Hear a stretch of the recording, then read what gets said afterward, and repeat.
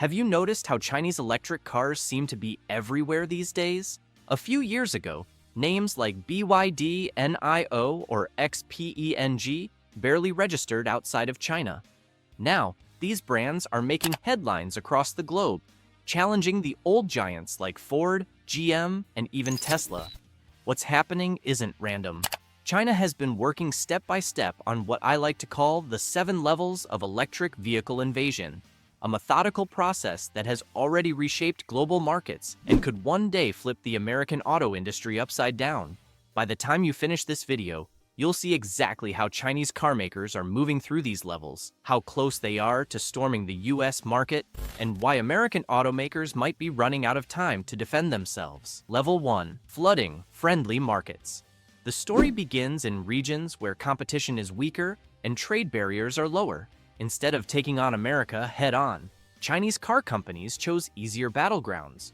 Southeast Asia, Latin America, parts of Africa, and even some countries in the Middle East. These places were perfect because car buyers there are price-sensitive, open to new brands, and often underserved by American automakers. BYD became a household name in Southeast Asia, while companies like Chery carved out large shares in Latin America. This first level isn't about making huge profits. It's about gaining real-world experience and spreading brand recognition across dozens of smaller markets. For consumers in these regions, a Chinese car isn't seen as foreign or risky anymore. It's seen as affordable, practical, and increasingly reliable.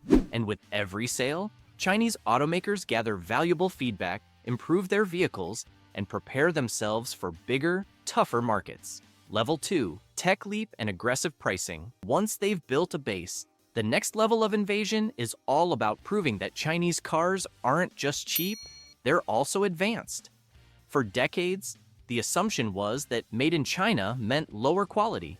But in the EV space, the opposite has happened. Chinese companies moved faster, invested more, and built better supply chains than almost anyone else. Battery technology is the clearest example.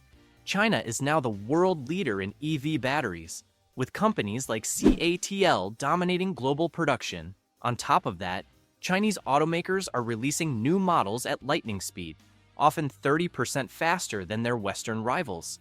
And while they're innovating, they're also slashing costs. Some small Chinese EVs are priced below $10,000 in their home market.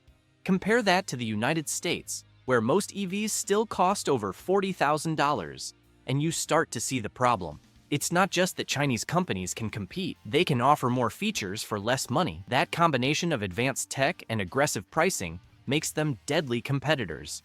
Level 3. Export growth and third country domination. By this stage, Chinese EV makers aren't just testing the waters in small markets, they're exporting vehicles on a massive scale, and they're starting to challenge established automakers in their own backyards. Europe has been one of the most dramatic examples. Cars made in China, including Teslas produced in Shanghai, are flooding European markets. In 2024 alone, China produced over 17 million electric cars, many of which went straight overseas. This expansion isn't hitting the US directly yet, because tariffs remain high, but the effect is global.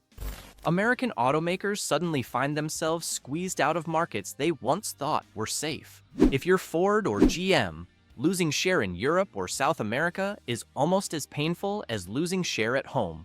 Chinese EV exports are proving they can compete anywhere, and that puts tremendous pressure on legacy brands long before the invasion even reaches American soil. Level 4. Overcoming barriers and tariffs. Of course, the United States has its defenses.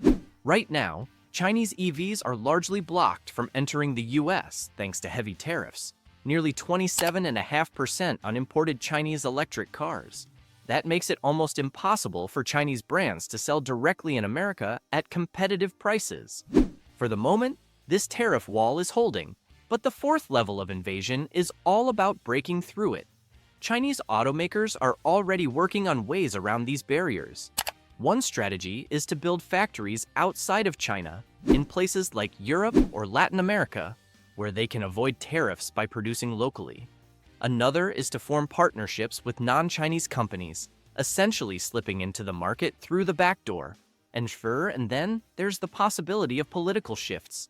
If American consumers start demanding cheaper EVs, it's only a matter of time before someone argues that tariffs are hurting buyers more than they're protecting automakers. Sooner or later, the wall may crack, and when it does, the floodgates open. Level 5. Brand acceptance and consumer trust. Even if Chinese EVs find a way into the US, they still face a huge challenge: consumer perception. Let's be honest, many Americans still think of Chinese cars as low quality or unsafe.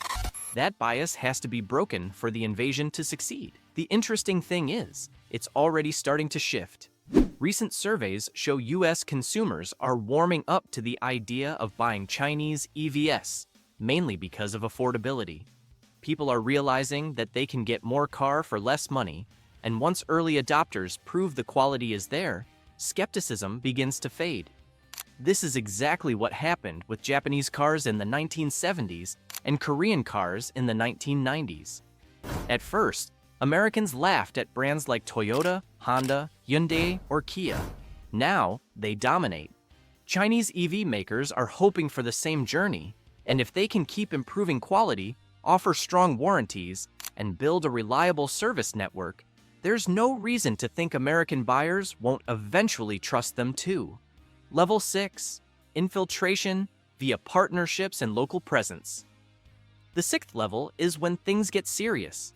Instead of simply exporting cars, Chinese automakers begin embedding themselves directly into the American market. This could happen through joint ventures with US companies, investments in battery plants, or even building full-scale factories on American soil. If a Chinese EV company partners with a struggling US brand, it instantly gains local credibility and avoids many of the political hurdles. It's not hard to imagine. We've already seen foreign car makers succeed by building factories in the US, from Toyota to BMW to Hyundai. Once Chinese automakers follow the same playbook, they won't just be outsiders, they'll be part of the ecosystem. They could hire American workers, pay local taxes, and present themselves as American-made, even if the parent company sits in Shenzhen or Shanghai. At that point, resistance becomes much harder because politicians and consumers alike benefit directly from their presence. Level 7. Market domination and American auto decline. This final level is the nightmare scenario for US automakers. Once Chinese EVs have gained trust, found a way around tariffs, and established local production, they can unleash their full strength, high-tech, affordable cars at a scale American companies can't match. Imagine walking into a dealership and seeing a sleek, fully loaded Chinese EV priced 20% lower than a Ford or Chevy equivalent. For the average buyer, the choice is obvious. If that happens, American automakers could be squeezed into niches, forced to focus on luxury trucks or high-end models just to survive. The mass market segments, the ones that make real money, could be dominated by Chinese brands. History shows what happens when this kind of shift takes place. Just look at how Japanese and Korean automakers transformed the American market over the past few decades. If Chinese EVs repeat that story, but on a larger and faster scale, some American icons may not survive. Here's where I want to hear from you. Which level do you think we're at right now? Are we still in the global export stage, or are we already seeing the early signs of brand acceptance and local infiltration? Drop your thoughts in the comments. And if you want a follow-up video on the specific Chinese EV brands most likely to break into America, let me know. Don't forget to like, subscribe, and hit the bell for more deep dives on the future of cars and technology.